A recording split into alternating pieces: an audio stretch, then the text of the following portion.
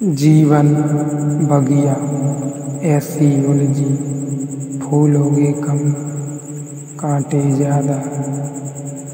सिमटा जीवन डूबी सांसें, आना है तो अब भी आ जा। यदि आपने अभी तक अंतिम अध्याय नहीं देखा है तो कृपया करके अंतिम अध्याय देखें, उसके बाद ही इस अध्याय में प्रवेश करें, क्योंकि बिना पिछला अध्याय देखे इस अध्याय को समझ पाना करीब मुश्किल है।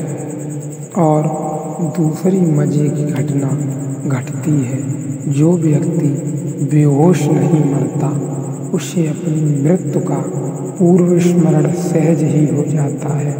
जो व्यक्ति बेहोश नहीं मरता उसको अपनी मौत का खुद ही पता चल जाता है।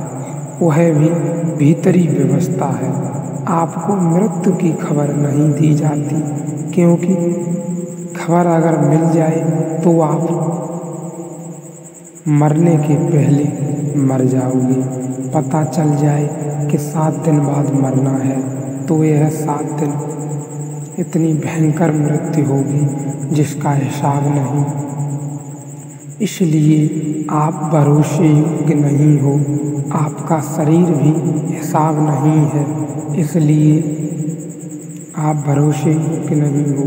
शरीर भी आपको खबर नहीं देता, आपका शरीर भी आपसे छिपाता है। जो आदमी होशपूर्वक मर सकता है उसे पता हो जाता है। बुद्ध मरने के दिन कहते हैं कि आज मैं अब सबसे विदा होता हूँ।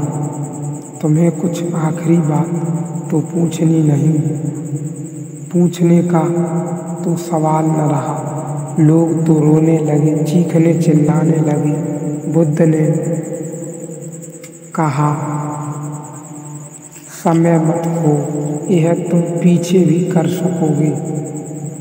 कर सकते हो।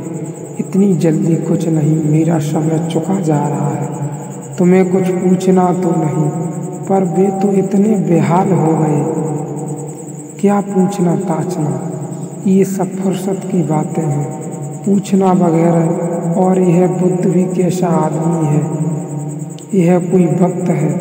आनंद कहता है, बुद्ध का प्रिय शिष्य, कोई प्रश्न ही नहीं समझता, सूझता, नाहता, बुद्धहीन।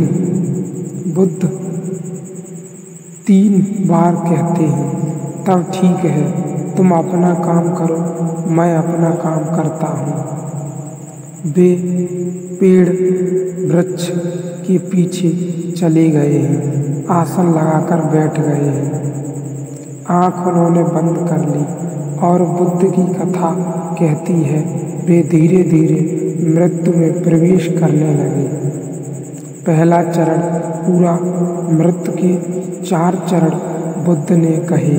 वे ही 4 चरण ध्यान के 4 चरण भी हैं। पहला चरण पूरा किया, दूसरा चरण पूरा किया, वे तीसरे चरण को पूरा कर ही रहे, तब गांव से एक आदमी भागा हुआ आया और उसने कहा कि मैंने सुना है कि बुद्ध की मृत्यु का दिन आ गया, मुझे कुछ पूछना है। लोगों ने कहा, अब तुम चुप हो जाओ, अब तुम बहुत देर करके आए हो।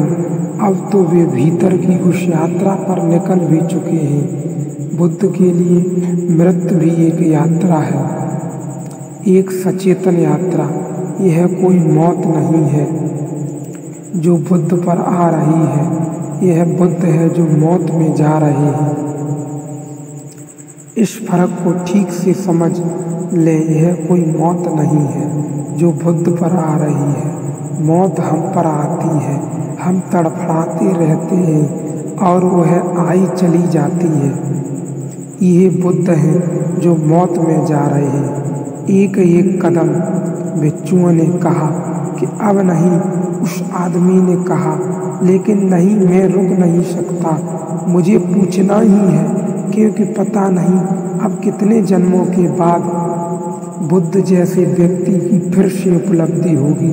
और यह मेरा प्रश्न, तो उन्होंने कहा, लेकिन ना समझ कितने दिन से बुद्ध इस गांव में रुके हैं। उसने कहा, यह सवाल ही नहीं, बुद्ध पहले 30 साल से मैं उनको जानता हूँ। इस गांव से निकलते रहे हैं, लेकिन दुकान पर कभी भीड़ थी, कभी ग्राहक थे, कभी घर में बच्चा बीमार था, कभी लड़की की शादी थी।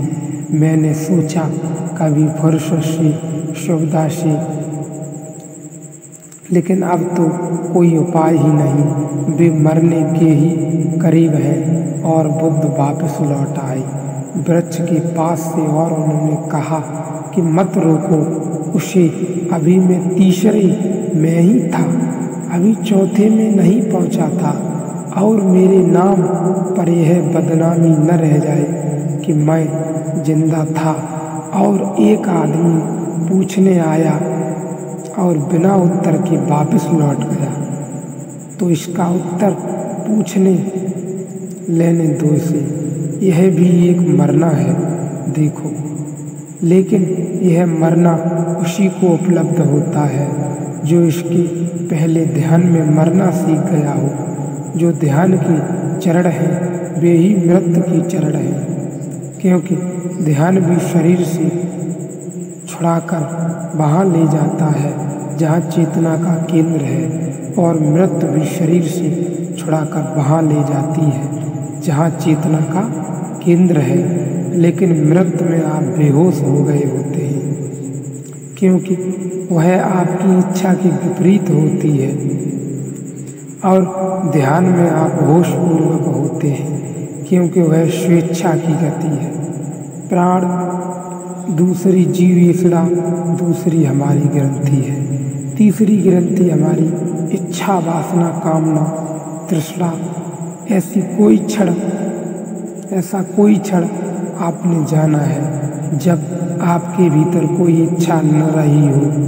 अगर एक क्षण को भी आप इस अवस्था में आ जाएं जब कह सके मेरे भीतर इस क्षण कोई भी इच्छा नहीं, तो उसी क्षण आप परमात्मा हो जाते हैं।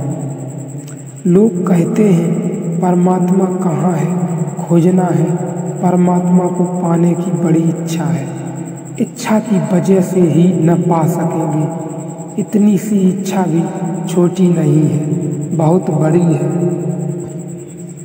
काफ़ी है। इच्छा का अर्थ यह है कि जो है उसमें मुझे रस नहीं, जो होना चाहिए उसमें मुझे रस है। इच्छा का अर्थ क्या है? तृष्णा किसे कहते हैं? हम जो हैं उसमें मुझे कोई रस नहीं है, जो होना चाहिए उसमें मुझे रस है, और जब वह होगा तब उसमें भी मुझे रस ही नहीं होगा, क्योंकि तब फिर वह मौजूद हो जाएगा। मुझे उसमें रस है। जो मौजूद नहीं है मुझे सदा आगे आगे आगे मुझे रस है। तो इच्छा हमेशा तनी रहती है भविष्य के लिए, और वर्तमान को चूकती चली जाती है, वर्तमान को भूलती है, चूकती है। और जो भी है वह अभी है और यही है। इसलिए इच्छा से ग्रसित व्यक्ति ग्रंथि से बंधा हो जाता है, बंध जाता है। जितनी ज़्यादा उतनी ग्रंथियाँ, जितनी बड़ी इच्छाएं उतनी ग्रंथियाँ। हम तो सिर्फ इच्छाओं के पुंज हैं, सब अधूरी इच्छाओं की, क्योंकि कोई इच्छा पूरी होती नहीं। इच्छाएं और उनका हम पुंज हैं। हम सिर्फ मांग हजारों तरह के भिखारी हमारे भीतर खड़े हैं, एक एक इच्छा, एक एक भीख के लिए मांग कर रही है। कुछ मिलता नहीं, भिक्षा के पात्रों का ढेर है, भीतर सब खाली है, और हम भागे चले जाते हैं और भिक्षा के पात्र रोज रोज इकट्ठे करते चले जाते हैं। वे ही हमें बांधते हैं, वे ही हमारे मार्ग में बाधा बनते हैं।